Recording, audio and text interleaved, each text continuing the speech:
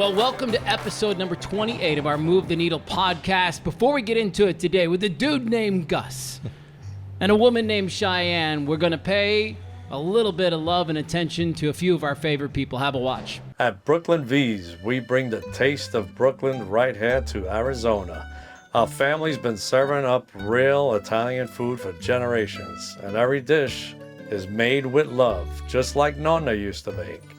From classic spaghetti and meatballs to layers of cheesy lasagna, stuffed shells, and the best New York-style pizza in town. Every bite is pure Italian comfort. And if you haven't tried our world-famous cheesecake, well, you're missing out. It's been rated one of the best in the area, and once you taste it, you'll know why. So come hungry, leave happy, and enjoy a little slice of Brooklyn right here in Arizona. Howdy, this luxury home will blow your mind. Watch until the end to see a feature that your dog will write you a thank you note for, if they could.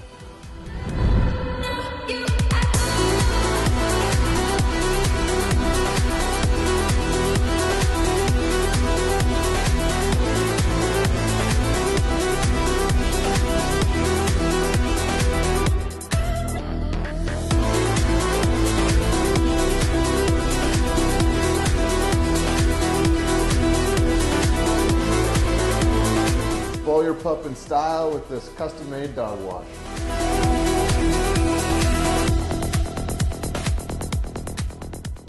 We're back, man. We're back at one of our favorite pizza joints on planet Earth, Craft 64, this time in Chandler. Yes. How you feeling, Steve?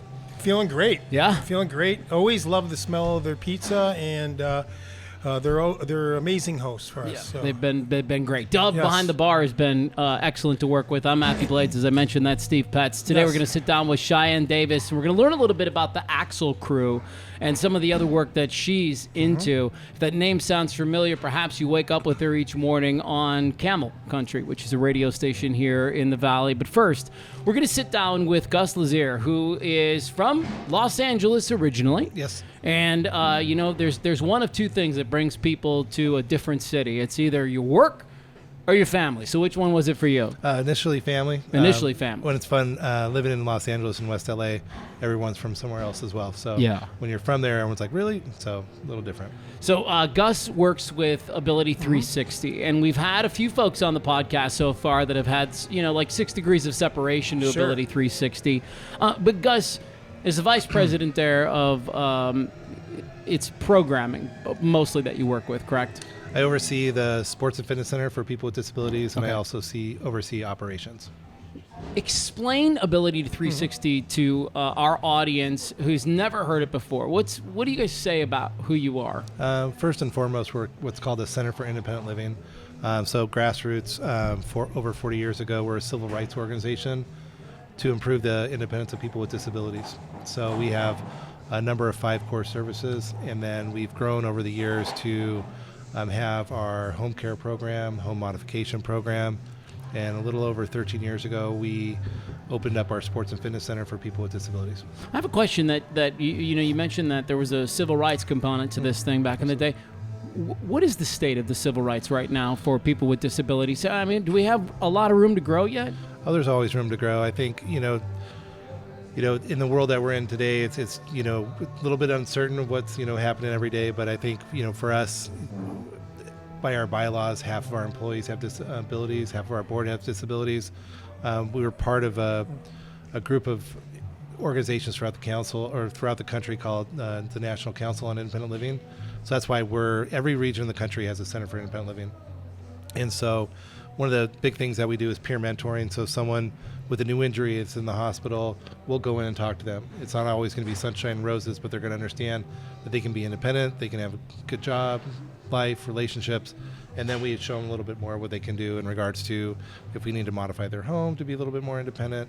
We're very lucky in regards to the amount of programs that we have at Ability360, whether it's our youth in transition in regards to leaving high school and then getting gainful employment, transitioning from a nursing home to a community setting, helping people be as independent as possible. Okay. Steve, we were just talking before we Yes. got going, you know, maybe 100 years ago when you ended up in a wheelchair, man, life became incredibly difficult. But now Right. there's so much more opportunity. And now, you know, you talk to anybody who uses a chair on a day-to-day basis, and they don't think of it like it's the pain in the ass thing. Like, to them, that's the freedom thing. That's the thing that allows Right. them to get from A to B to do some of this stuff. Interestingly enough, when I moved here, my original partner's dad was a veteran, a permanently disabled veteran, and so I understood that at a very close-up level. And he was really one of the first people to talk about mobility. He had one of the vans that allowed him to drive and open the door. It was cutting edge at the time, and I know what that did for his life. So I saw that was probably, I mean, that was 80s, 70s, 80s. So that, again, like, that stuff just started coming out. So I saw that evolve from one of my very best friends, dads, and we were hockey players. So since we were little kids, and so it's amazing. Again, like the accessibility, where from where there's just, you know, it was so remote, one guy having a van, to where almost everything and the accessibility from everywhere you go. Right, So, and one of the things about Phoenix is a newer city comparatively. So if someone grew up in Boston or New York, San Francisco, and they move out here, things are a lot more accessible because of the ADA and having opportunities like that. And so it's really grown, and you'll see people that move out here because of the snow in Minnesota or Michigan, because you can't shovel heat, right? So Yeah. it's one of those things that people I sure move wish here I for. could, though, brother. Yeah, I hear you. I wish I could get Yeah. a big-ass plow out there and get rid of that heat. It's awful sometimes, but yeah. my question, Gus, is when did this come about? When did you this whole change? When did you know that this was one of your passions? Well, it's an interesting question. When I was in college, I started actually in film. And so I started taking recreation classes, and because I was part of a summer camp crew. And so it was a high adventure summer camp. And then I just started taking more outdoor adventure program classes. And so I became an outdoor recreation major. And then I found out about therapeutic recreation. And then I add that. I thought, well, maybe we can do an outdoor adventure program for people with disabilities. And then I found a program. So I was going to school in Northridge. In Pomona, there was an outdoor adventure program. It was pretty small, based out of a rehab hospital. And so I started volunteering there. I did my internship there as a recreation therapist. Ended up doing work there for 12 years. And so we saw the program grow from simple one-day sailing trips, snow ski trips, to multi-day dog sled trips to, you know, we were fortunate to do some surfing trips in Hawaii, and I started an adaptive surf program as well. That's so cool. We were just out in Purgatory on a family ski trip, and it was the coolest thing ever. A whole van showed up of people that were visually impaired, and they all had a ski guide with them, and they were going down the mountain, and I was like, cool. amazing. What a dude. great experience. I love that. Probably one of the coolest experiences that I ever witnessed was a track and field for that group, and there was a guy who was doing the long jump, and he had a guy clapping, and then it was just, it's such a cool thing for, I think, not only to give the athletes much more freedom, but man, it takes a special kind of person to be Gus, right? To be you, to like want to be there for these folks so that they can have a little bit more freedom and fun. Well, I feel very fortunate. I've been, very, fortunate in my career. Part of what I've learned to do is do as little as possible to make something possible. You don't have to over accessibilize anything, because if someone's traveling, whether they're a chair user, they have an amputation, whatever, they use a mobility device, developmental disabilities, you want to make things opportunistic so that way they can do it on their own. Nothing's more exciting than call someone and say, hey, you want to do A, B, and C? They're like, no, I've already done it on my own. And that's fine. That's what we do as the Center for Independent Living, is make sure that people have the avenues and the education and the opportunities to be as independent as possible, just through whatever medium. Going back to Steve's original question, which was, how you got started in this, do you have a couple of those early on cases that some people that you worked with that really kind of moved the needle for you in terms of like, wow, I like cemented, this is what I want to do with the rest of my life? I have some incredible mentors. I think that's important, whether they were outdoor guides or, that are phenomenal. Or some of the recreation therapists that I worked with in my initial career. But people that are, willing to push the boundaries a little bit. I've heard, there's a group in Breckenridge that uses a term called challenge by choice, and so, there's a couple of programs that have used the right to risk and providing that opportunity. And so I've had some opportunities like that. And there are, some people that I've had the opportunity to work with, whether it was at the hospital in California called Casa Clina, or it's, Barrow Neurological Institute that I still see come into the Sports and Fitness Center at Ability360. It's pretty impressive. I mean, one person in particular, I worked with her at St. Joe's, and now she's on our wheelchair rugby team. And she's an ambassador for not only her sport, but for women in sport. She actually went to Paris recently to compete on an all-women's wheelchair rugby team. And, you're just seeing people blossom, and sometimes that, people go through the grieving pattern when they have a new disability, but kind of seeing people come out of that and they understand that it's just different. So let's go. I have one more that I'd like to follow up on that, which is you mentioned right to risk, and what was the other one? Challenge by choice. Mm-hmm. So expand on that a little bit. But they're not my terms, so I'm not going to take credit for them, but it's something. But what they mean? Well, yeah. So I mean, giving someone the opportunity, like, hey, I want to try that trail on this bike. I know it's going to be a little risky, but I want to give it a go. And there's a big difference between risk and danger, right? If you're climbing a rock and you got a rope attached to your waist, there's some risk involved. Now, if you're climbing a rock and you don't have a rope attached, well, that's kind of dangerous. So you could be a great climber, something could slip, but you don't want that to happen. So, as someone that provides opportunities, making sure they're equitable, people have an opportunity to do it, but also people that don't want to do it don't have to, but people that have that opportunity that want to try, there's no reason why they shouldn't. I like that, right to risk, because I would imagine you probably see this a lot more than I do just because of your work, but somebody gets an injury, for example, and they end up in a chair, and I can imagine the people around them like wanting to bubble wrap them to make sure they never get hurt again, and probably 100% of these people are like, bro, let me go, let me do something, let me try something. Well, and that's all part of it. I mean, they're not made of glass, right? Right. And so there's one story Scott tells about, like, when he was newly injured, he was driving with his van with hand controls, and he wasn't locked in to the base of his van right, hit the gas, and then he rolled back in his wheelchair and then kind of drove his van into his ditch, and his mom was behind him watching the whole thing. And when he came out, he had a spinal cord injury, and he kind of joked around with his mom. He was, I'm all right. That was good for him and his mom to kind of go through that process. He wished he didn't do it, but, he tells that story a lot. Yeah, she must have been terrified. That's oh, for yeah, sure. no, I mean, yeah, no. Well, with the advancement of technology, what excites you the most with adaptive sports? What's coming up on deck? Well, part of it is just the inclusivity and the blend. Part of what we do at Ability360 is everyone, our sports and fitness center was built with purpose and intention to serve people with disabilities, but we're inclusive. So you might come in and have an invisible disability. You might have something that's very visible. You might be a veteran with a disability. You might be a civilian without one. And our gym's for everybody. And so what we want is that equity, and people come into our gym and everyone just shares it. And, people are giving each other a hard time. If you ever seen the movie Dodgeball, our gym's kind of like Average One of my Joe's. favorites. It's like Average Joe's. We all know each other, and it's a fun environment.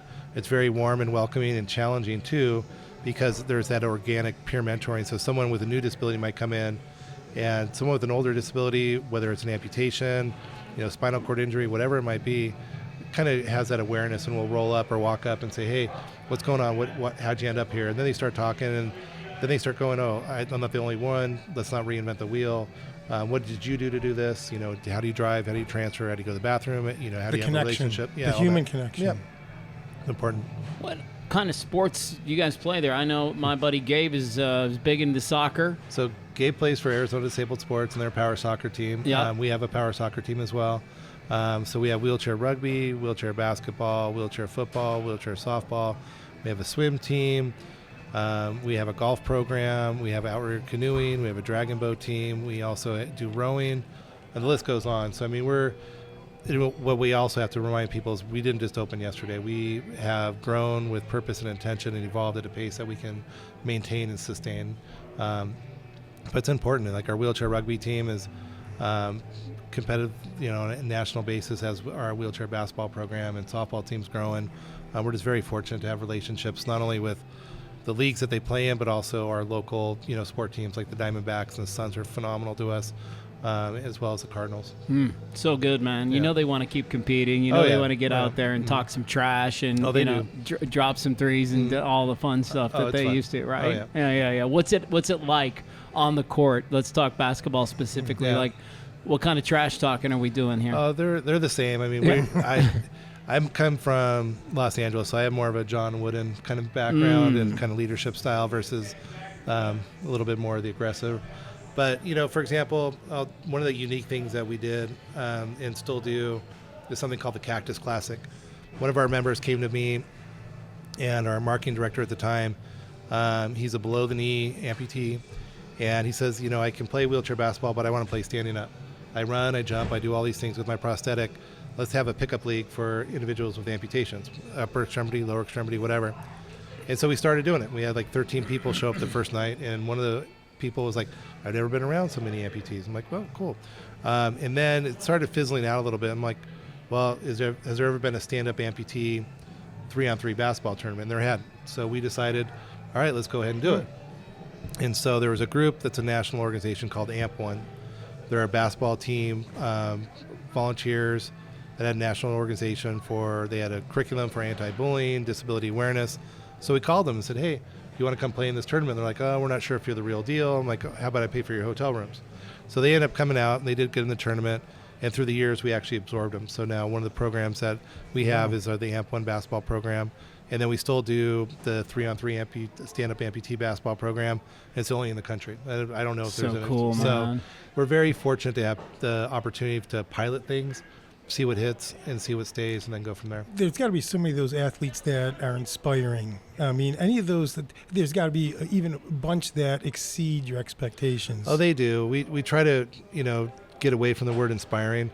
Just as someone with a disability, you don't want to feel like, there's some people that call it, inspiration porn. We try to stay away from that. Understood. So when you come into our facility and someone's using a wheelchair, you're not going to pat them on the head and say, oh, you're such an inspiration because I'm, But if I can't make a basket and they hit a 3-pointer, I think that's pretty inspiring. It's internally. It's impressive. And, It's impressive. And they motivate me. So Yes. using a word like motivate. That's a better word. There's people in Thank there.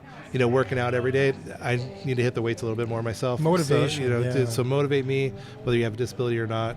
Come in and do your thing. This is a good conversation to have because to me, it's one of the barriers that people have against interacting with a group of people that doesn't look and act like them. They're not sure what words to use, what language to use.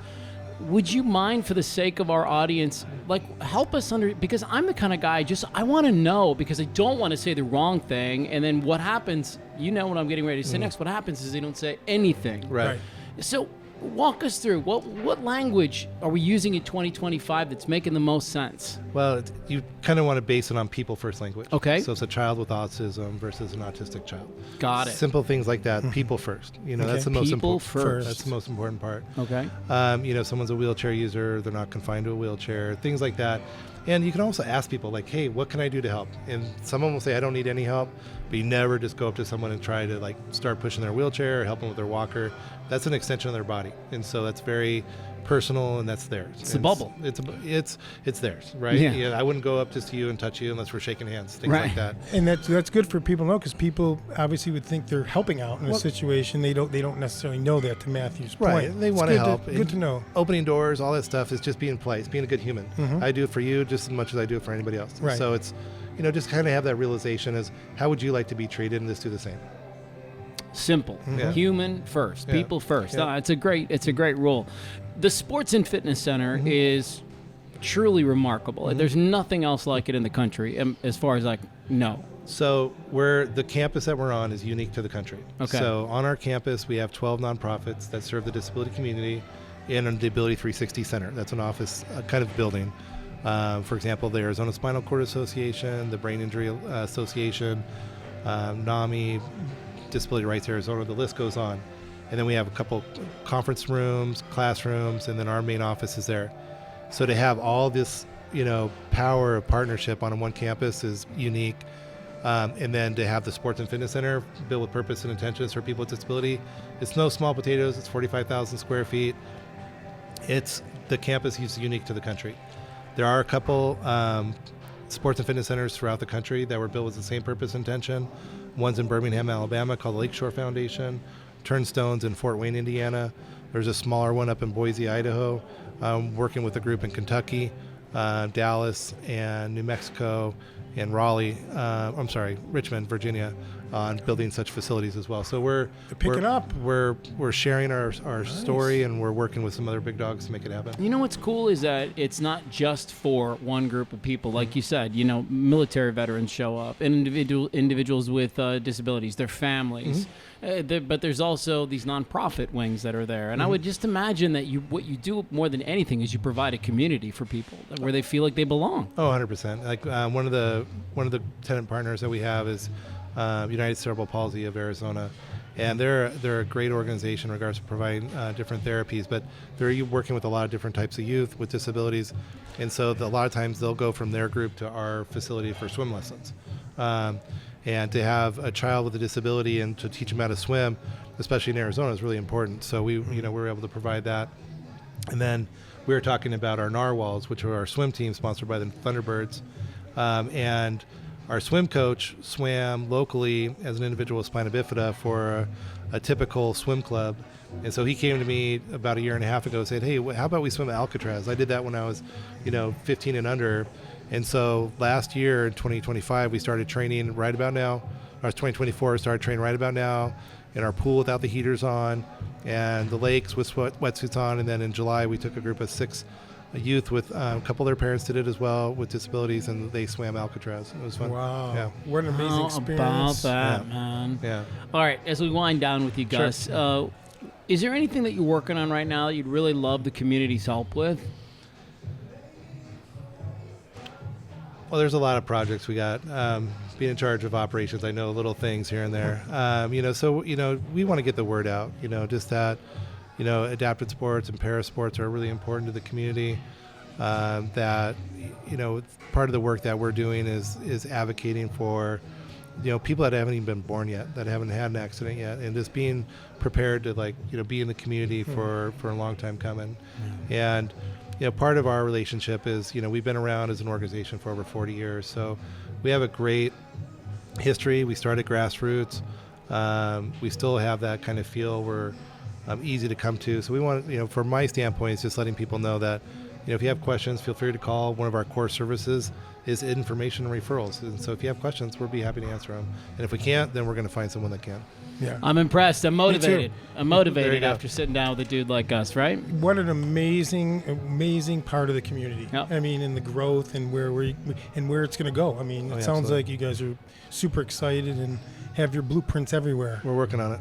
Sounds great. All right, Gus, appreciate you stopping by. Yeah, thank you. Ability360, we're going to link to them in the show notes. We invite you to hit that and then go find out what it's all about if you feel called to it. I can't imagine a more special organization to just dip your toe in the water and see if it's for you. I'm sure that there's a lot of people out there that are wondering if it is. Go find out for yourself.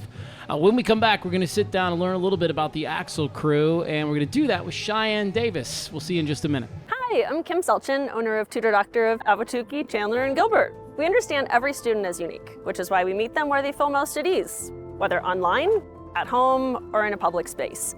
Our academic coaching is designed to help even the brightest students overcome organizational challenges, sharpen study skills, and build confidence, empowering them to achieve their best. From kindergarten to adult, we believe every student can be successful. We also have expert SAT and ACT coaches to help teens with college admissions and scholarships. I'm excited to learn how we can partner with your family to help today's learners become tomorrow's successful adults. Well, I feel so educated now that we sat down with Gus, man. That was amazing. Right? They got it going. I mean, they are doing amazing work for these communities. I feel like the word amazing gets tossed out a little bit too much, but it applies when you're talking does. about Ability360. We are live from Craft 64 in Chandler. We want to say thanks to Brooklyn V's, Darwin Wall Real Estate Team, and the Tutor Doctor for helping us make this show go. Our next guest is going to sound real familiar to a lot of people, especially if you wake up in the morning and you like a little honky-tonk to get things started with your day. I guess it's really not so honky-tonk anymore. It's like as mainstreamed out as it's ever been in the country music scene. You could right? definitely say that.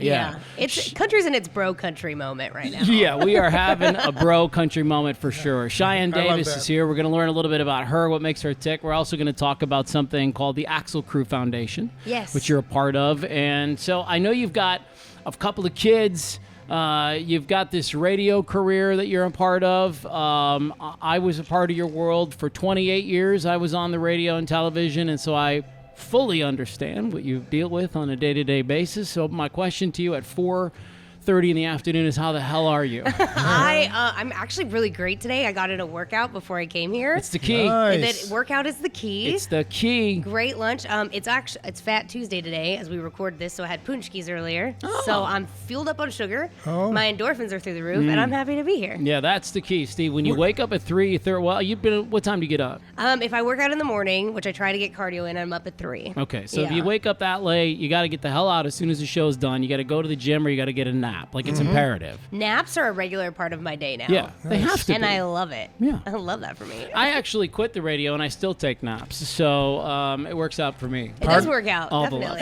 And it's part of my world. It's always been, by the way. Yeah. The same thing. Working out and naps, the key to life. I'm going to It is. ask you a little bit about the radio business, because why not? How'd you get started in that? So actually my, I guess, origin story is significantly different than most people's because I was in the right place at the right time and made the right friends.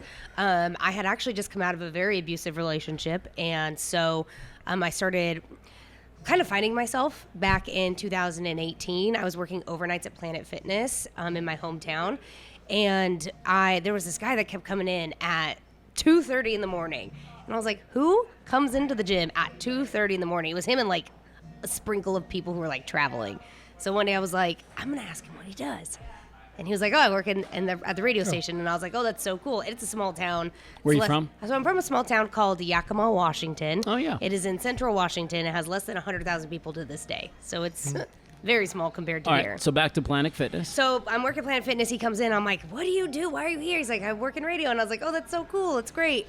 And because there's only 2 radio stations really that people listen to, it was really easy to narrow it down. But I was also going to school at the time to be a health and life coach because I was like, I've learned so much through going through what I went through. I'm going to save all of these people because I'm a saver. It's what I do. It's one of my trauma responses. And it's okay, though. So I was like, oh, I'm going to save all these people. It's one of the better ones as long as it doesn't gut you. Exactly. Right. And so I was like, I'm going to start this business, and I had this big plan, but I needed to advertise. So I was like, this is my in. This is my guy. God is putting me in the right place at the right time to make these connections. So he came in one day, and I said, hey, this is what I'm doing. Can you give me your salespeople's information? He said, I have a better idea. My co-host just quit. Do you want a job? And I said, yeah. And here I am. So much, it's so similar. You know, how long have you been at Camel? I'm going on to year 6. Year 6. Yeah. Okay, so I walked away from the business 3 years ago, but the woman that I was a co-host with for almost 10 years, Priscilla, who we had on Move the Needle a few weeks ago, very similar trajectory. Right place, right time. She was in the office working as promotions, and my producer had just left, and she walked in, and she was like, I'll do whatever you need, whatever you want. Can you give me a shot? And I brought her in, and she never left. I love that. And she's still there, right? She's still there doing the morning show and doing her thing. Actually, no, I don't know her yet, but I know who she is, and I follow her on Instagram. Yeah. Big fan of hers, and I just love that she's paving the way for women just like I am, and still a very predominantly male-dominated world. Oh, yes. And I think that the ability to see talent outside of radio, to bring them into radio, is an underrated talent. And I think that if you have the ability to do that and to give somebody a chance, you might as well, and then you should. You know, we've talked about this on podcasts before, Steve. Like, my philosophy always on the air was there's nothing worse than me too.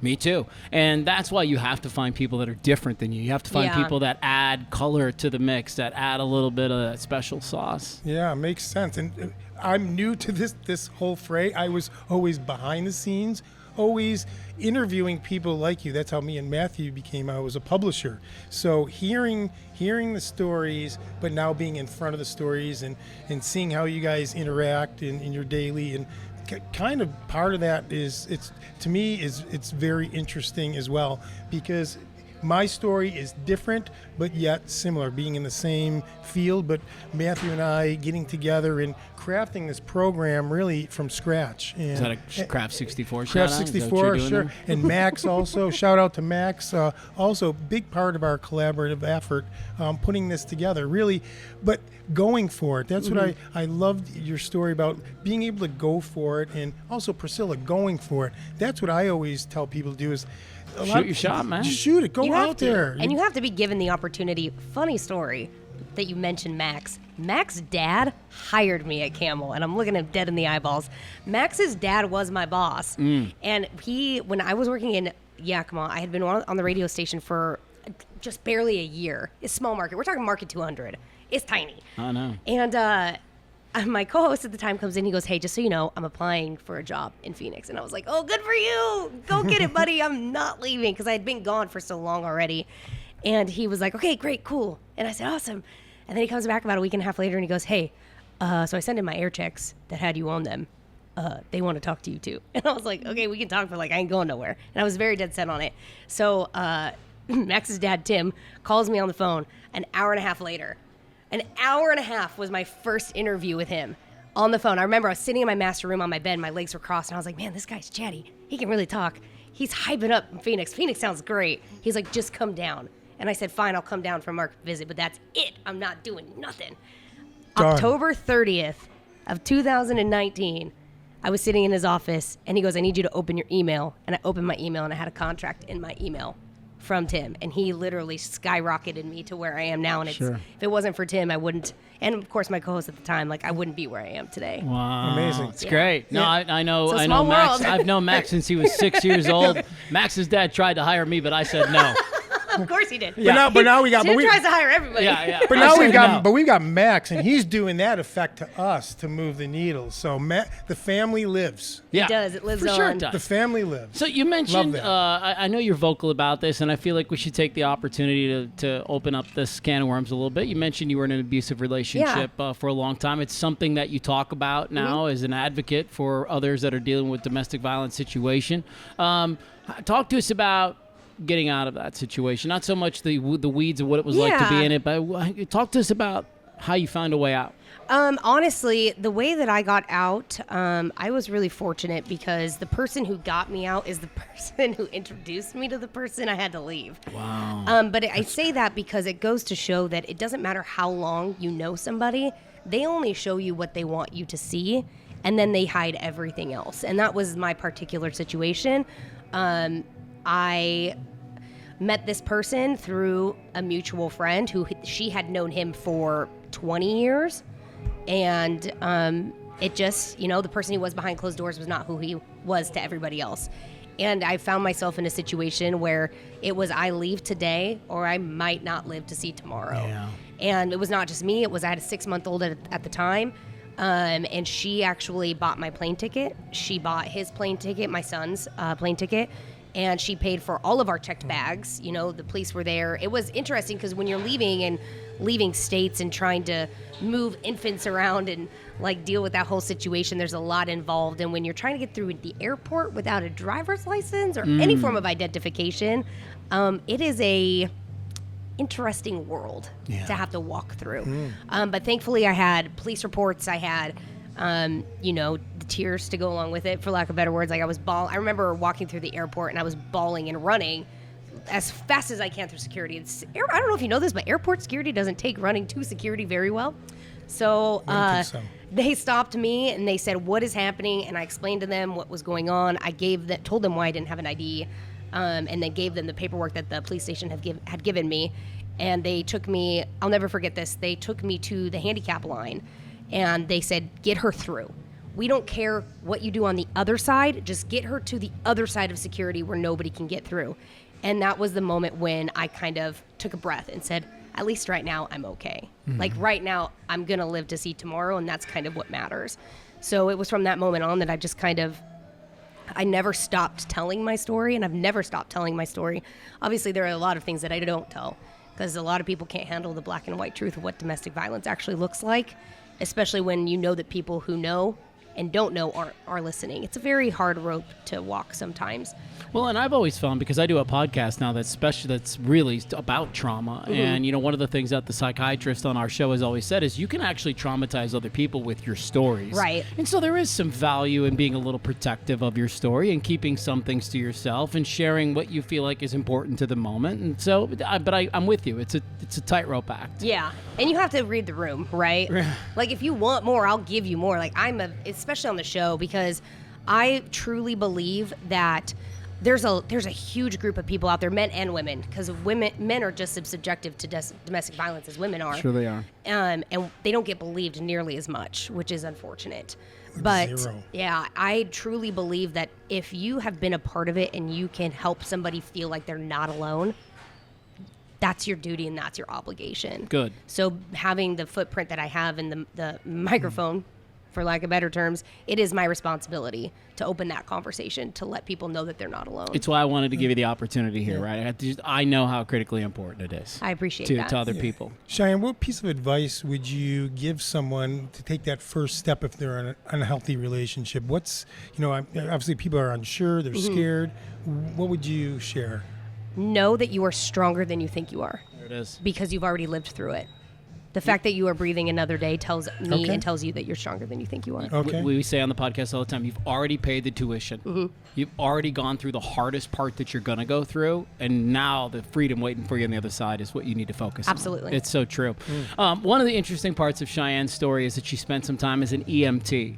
And I don't know how long this was a Yeah. part of your world, but that is just got to be one of the craziest jobs. Should I lay on planet. the floor and see she could save me? Or what? I probably could, actually. Okay. How the hell did you become an EMT? Where did this start? Were you like nights at Planet Fitness saving people by day? What was It's the funny story? because those are all, there's so many those are all very different parts of my life and separated by years. So it sounds like, because I'm turning 34 in a couple of months. So it's like, I've lived this life in such a short amount of time. It's like, yeah, but this was this chapter and this was this chapter and this was this chapter.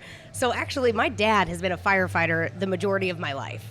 And when you live in a small town, we have these things called volunteer fire departments. Sure. So as much as they have the full-time people, they also have volunteers around the clock.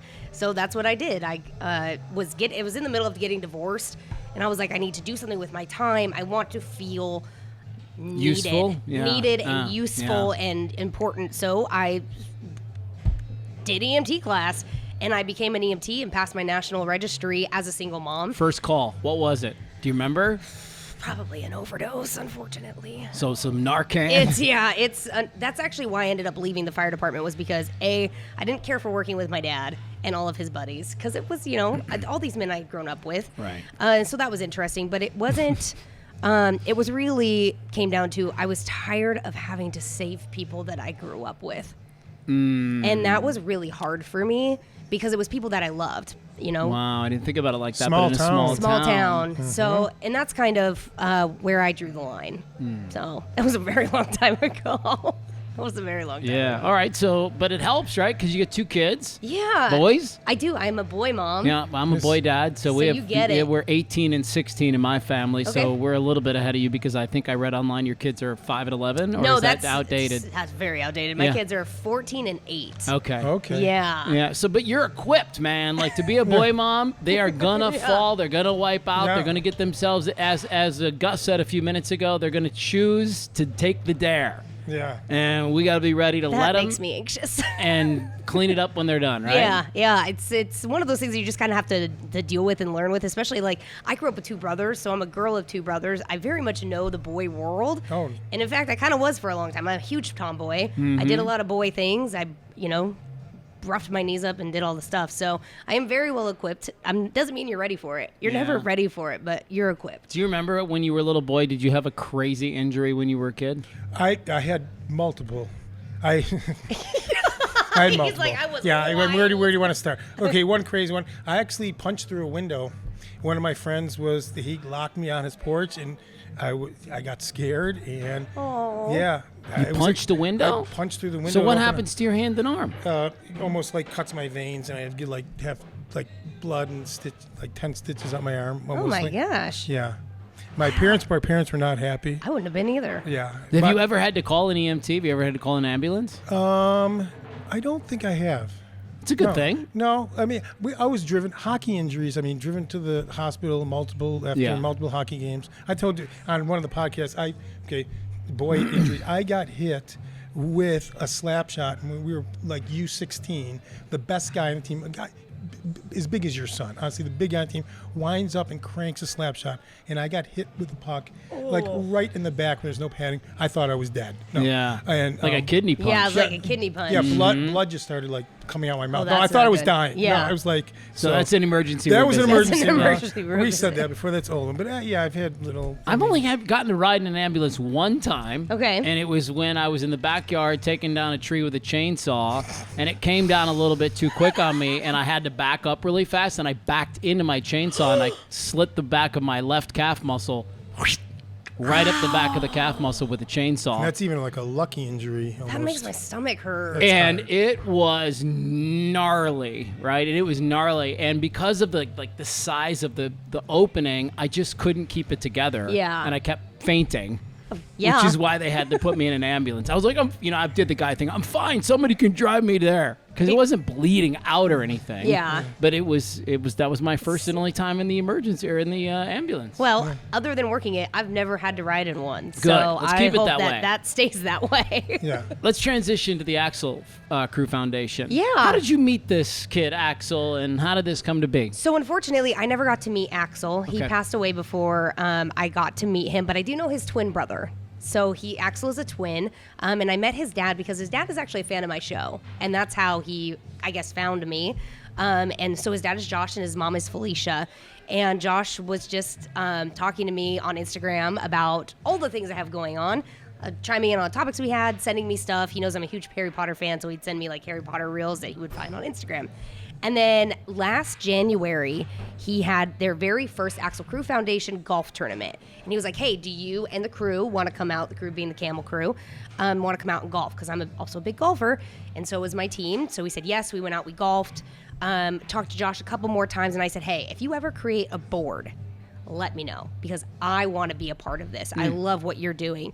And he said, all right, guess what? I'm creating a board. And I said, okay. And then I became their chief marketing officer, and now I'm involved, and I do as much as I can when I can, because radio keeps you very busy, so I can't dedicate all of my time, but I do try to do as much as I can. What is it? What does the foundation do? So Axel Crew Foundation is dedicated to helping families stay together when their kids are fighting childhood cancer. One of the things that you learn when you go through cancer, and I know this because I work really closely with St. Jude as well, because we also do a St. Jude radiothon at the radio station. So all of these resources get pushed into the kids fighting the battle because they have to. But what gets forgotten about is the parents who are fighting the battles at home. Siblings. The siblings. So what we do is we try to keep that flame burning as hard and as long as we can, so that you're not fighting that battle on top of it. So we send parents on staycations. We send the families on getaways. We have partners up north, so we send families to cabins. We pay for counseling.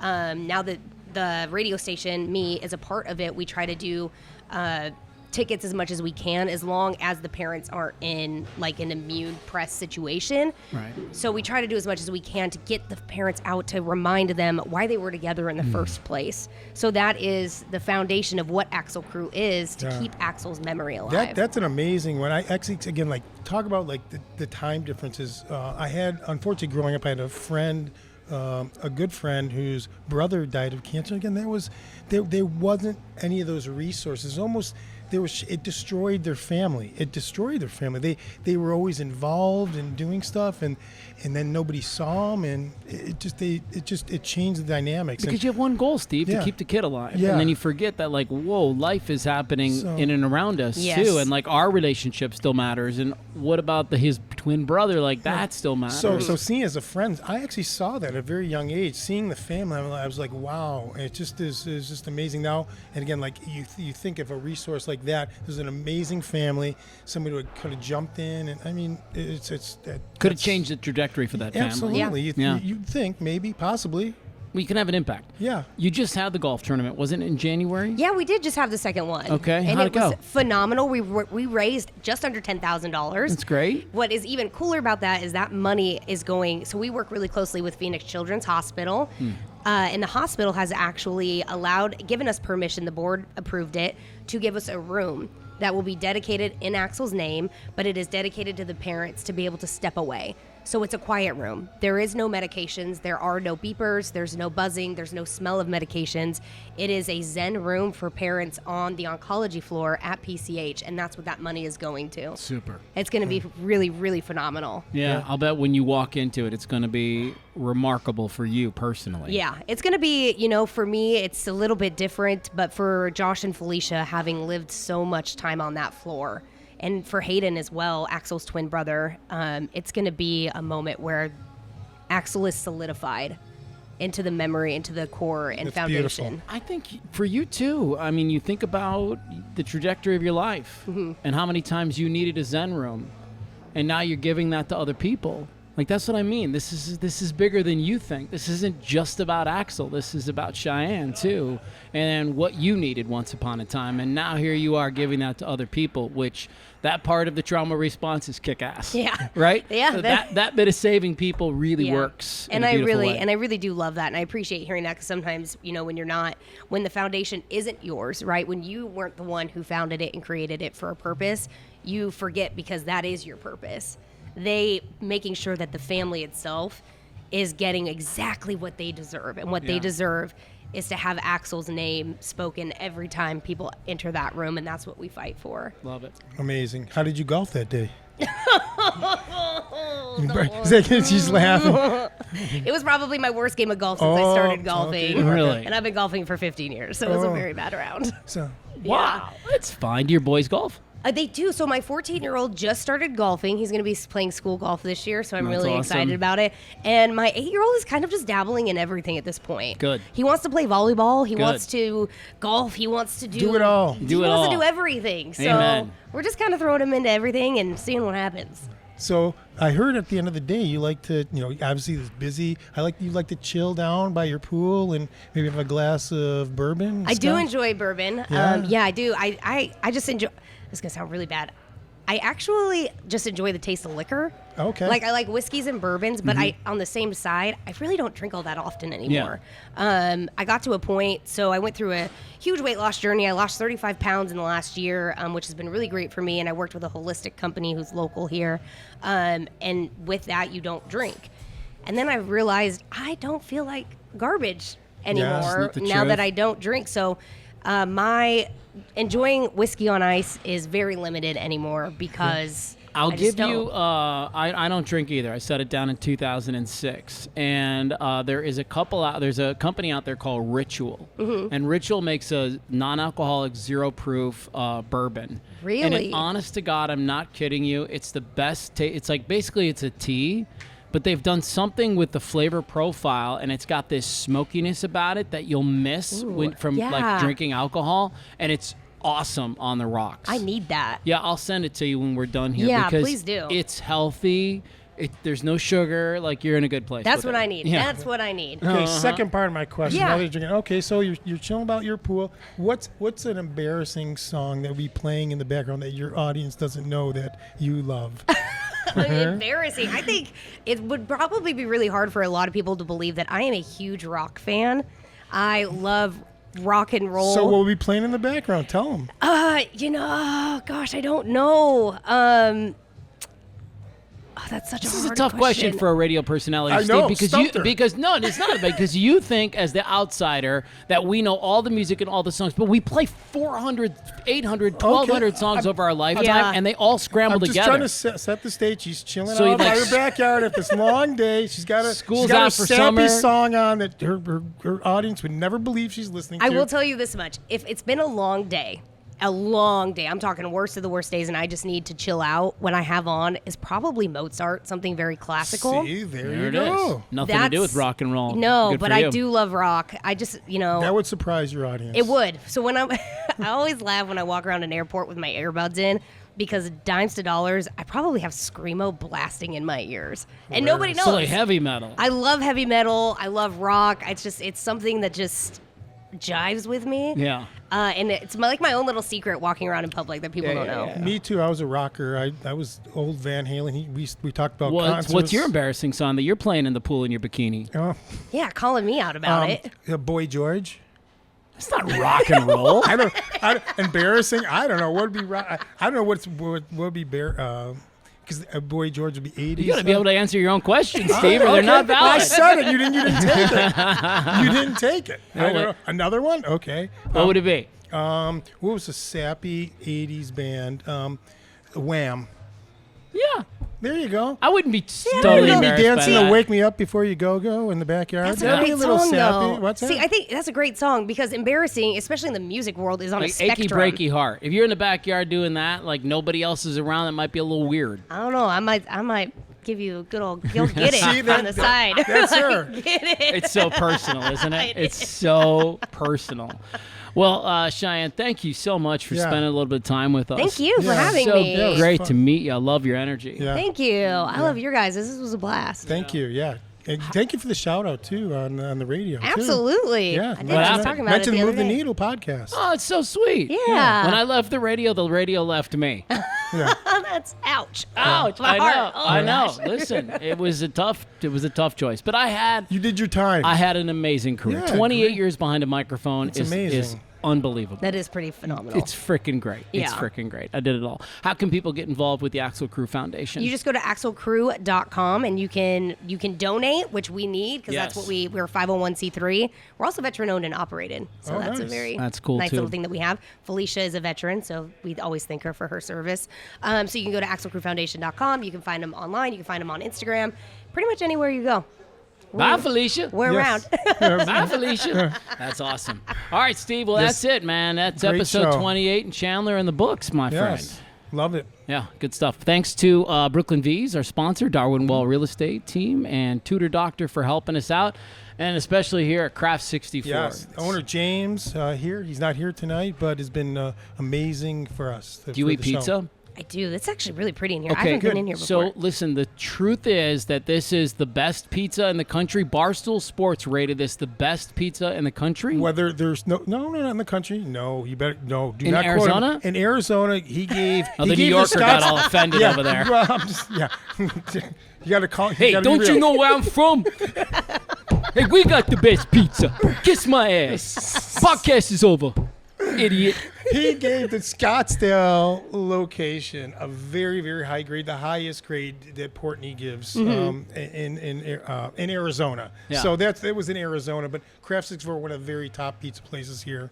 well, And, good thing I'm headed to the bar. To Good. sit my butt down I'm and gonna have meet some you. Good. pizza. She doesn't have to go. I love that. Pick up a I pie don't for the either. kids. They'll Yes. love it. Well, if they're lucky. Yeah. Is their rooms Only- cleaned? Well, That's what I need to know. I know. All right, guys. Thank you so much for you. watching. We'll see everybody next time on our Move the Needle podcast. Thanks to Max for shooting this project Yes, today. always. Thanks to Jen and everybody at our team. We'll see you next Yes, time. thank you. Bye-bye.